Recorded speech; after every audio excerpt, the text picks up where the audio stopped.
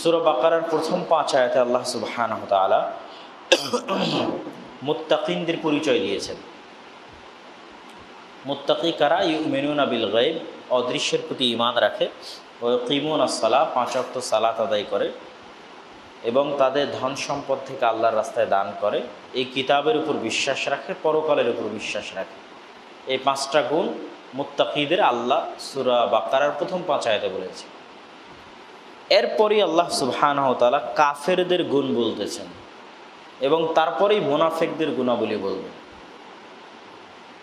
পরপর ধারাবাহিক, প্রথমে মুমিন মুত্তাকিদের গুণাবলী, তারপরে কাফেরদের গুণাবলী, তারপরে মুনাফিকদের গুণাবলী, তারপর কাদের গুণাবলী আসবে? মুনাফিকদের। কথা বলতে হবে, কাদের গুণাবলী আসবে? মুনাফিকদের। তাহলে মুমিন মুত্তাকিদের গুণাবলী শেষ হওয়ার পরে এবার কাফেরদের গুণাবলী শুরু হচ্ছে। ইন্নাল্লাযীনা কাফারু সাওয়াউন আলাইহিম আ'আনযারতাহুম আম লাম তুনযিরহুম লা ইউমিনুন খাতামাল্লাহু আলা কুলুবিহিম ওয়া আলা সামি'হিম ওয়া আলা আবসারিহিম গিশাওয়াহ ওয়া লাহুম আযাবুন আযীম। এই 2 আয়াতে আল্লাহ কাফেরদের গুণাবলী বলছেন, আর এর আগের 5 আয়াতে আল্লাহ মুমিনদের গুণাবলী বলেছে। কাফেরদের গুণাবলী কি বলছে? ইন্নাল্লাযীনা কাফারু, নিশ্চয় যারা কুফরি করেছে। কুফরি করা মানে কি? মূলত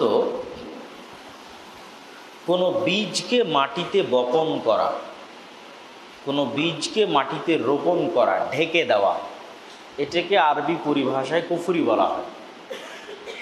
তো যেহেতু বীজ মাটির নিচে থাকে, দেখা যায় না, ঢেকে রাখা হয়, ঠিক যারা কুফরি করে তারা যেন তাদের ঈমানকে, তাদের বিশ্বাসকে ঢেকে রাখে, আড়াল করে রাখে, বিশ্বাস আনতে চায় না, স্বীকার করতে চায় না, মানতে চায় না। তো ইন্নাল্লাযীনা কাফারু, নিশ্চয় যারা কুফরি করেছে, অস্বীকার করেছে।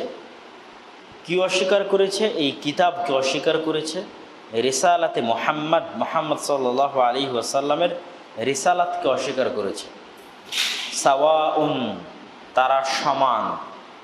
আ'আনযারতাহুম আম লাম তুনযিরহুম, আপনি তাদেরকে ভয় দেখালেও সমান, আপনি তাদেরকে ভয় না দেখালেও সমান। এটা আল্লাহকে, মুহাম্মদ সাল্লাল্লাহু আলাইহি ওয়াসাল্লামকে আল্লাহ বলছেন যে নিশ্চয় যারা কুফরি করেছে, আপনি তাদেরকে ভয় দেখালেও সমান, আপনি তাদেরকে ভয় না দেখালেও সমান। কিসের ভয় দেখালে?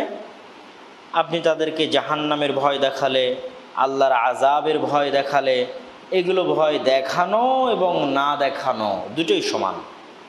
লা ইউমিনুন, তারা ঈমান আনয়ন করবে না। সুতরাং আপনি হতাশ হয়ে তাদের পিছনে এইভাবে ছুটিয়েন না যে না, তাকে আমাকে মুমিন বানাতেই হবে। লা তাযহাব নাফসাকা আলাইহিম হাসারাত, মুমিন বানাতেই হবে এইরকম কোনো দায়িত্ব আল্লাহ আপনাকে দেয়নি। লাস্তা আলাইহিম বিমুসাইতির, আপনি তাদের উপর দারোগা হিসেবে প্রেরিত হননি যে তাদেরকে মুমিন বানাতেই হবে। আপনার দায়িত্ব যতটুকু পালন করার আপনি ততটুকু পালন করবেন, এটাই যথেষ্ট।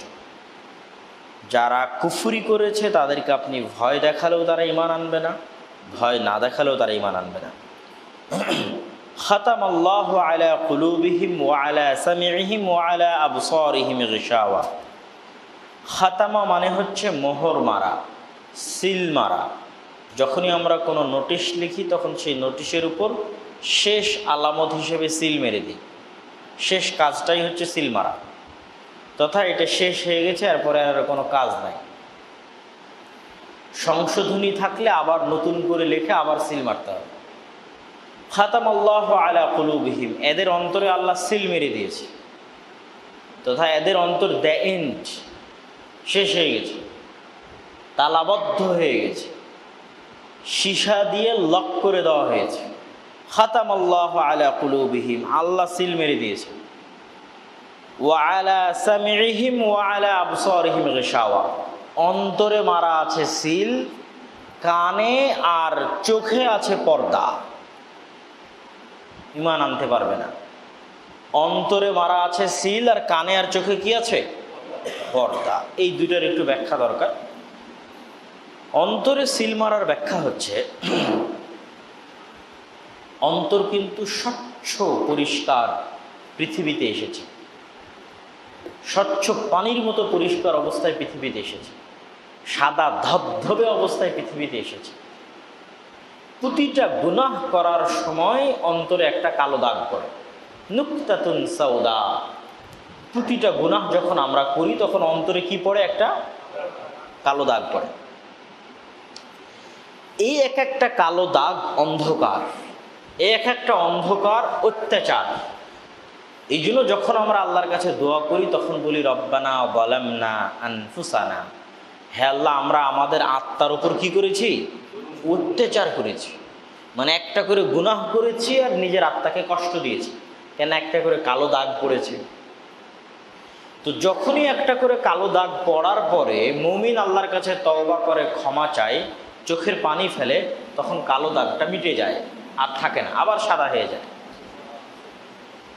আর এবার যখন সে তওবা না করে, তার উপর আর একটা কালো দাগ, তার উপর আর একটা কালো দাগ, তার উপর আর একটা কালো দাগ। আমাদের অসংখ্য মানুষ যারা আমাদের আশেপাশে বাজারে ঘুরে বেড়াচ্ছে, তাদের খাতামাল্লাহু আলা কুলুবিহিম, কিভাবে তাদের অন্তরে মোহর মারা হয়েছে সেটা বলতেছে।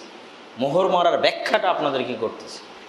যেরকম হাজারো মুসলমান আপনার আশেপাশে ঘুরে বেড়াচ্ছে, কি হয়েছে তাদের অবস্থা? একটা করে গুনাহ করেছে, একটা করে কালো দাগ পড়েছে। কালো দাগ পড়তে পড়তে পড়তে পড়তে আল্লাহ রাসূল বলছেন, তোমাদের কেউ যখন বাড়িতে চুলায় রান্না করে, তখন ওই চুলার আগুনে পাতিলের নিচে যেমন কালো হয়ে যায়, ওই পাতিলটা যদি তোমরা উল্টিয়ে দাও, তাহলে ওই উল্টানো পাতিলের তলা যেমন কালো দেখা যায়, এদের অন্তর তেমন কালো হয়ে গেছে। মাআযাল্লাহ, আল্লাহ আমাদেরকে হেফাজত করো আমাদের অন্তর ওই রকম হওয়া থেকে। এটাই হচ্ছে খাতামাল্লাহু আলা কুলুবি, কালো হয়ে গেছে। গুনাহ করতে করতে করতে করতে কালো দাগ পড়তে পড়তে আল্লাহ রাসূল যে উদাহরণ দিচ্ছেন, উল্টানো পাতিলের তলা যেমন কালো, তার হৃদয় তেমন কালো হয়ে গেছে। এই হচ্ছে খাতামাল্লাহু আলা কুলুবিহিম, তাদের অন্তরে আল্লাহ মোহর মেরে দিয়েছে। কানে এবং চোখে পর্দা, এটা কিসের পর্দা? এই পর্দাটারও একটু ব্যাখ্যা করি। আপনি পৃথিবীকে কোন দৃষ্টিতে দেখতেছেন, দুনিয়াকে কোন দৃষ্টিতে দেখতেছেন, এটাই আপনার চোখের চশমা। দেখার দৃষ্টিভঙ্গিটাই চোখের চশমা। যদি আপনি দুনিয়ার চাকচিক্য, দুনিয়ার মোহ আপনার চোখের সামনে আকর্ষণীয় হিসেবে পেশ হয়, তাহলেই পর্দা পড়ে গেছে, যে পর্দার কারণে আপনি আর দিনের দিকে আপনার চোখ যাবে না। তাহলে আপনার কানে পর্দা পড়ে গেছে, যেটার কারণে আপনি আর দিনের কথা পছন্দ করতেছেন না।